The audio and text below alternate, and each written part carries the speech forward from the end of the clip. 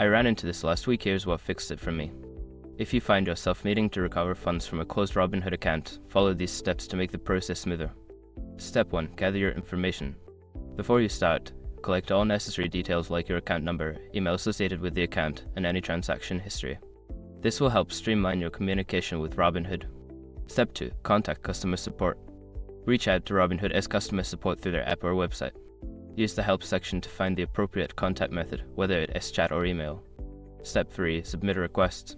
Once you are in touch with support, submit a formal request for fund recovery. Clearly explain that your account is closed and you need assistance retrieving your funds. Step 4. Verify your identity. Robinhood may ask you to verify your identity before processing your request. Be prepared to provide identification documents such as a driver's license or social security number. Step 5. Follow up. If you don't hear back within a few days, follow up with customer support. Persistence can be key in ensuring your request is processed. Sometimes, they may need a nudge to prioritize your case. I hope these steps help you recover your funds easily. If you have any questions, feel free to ask.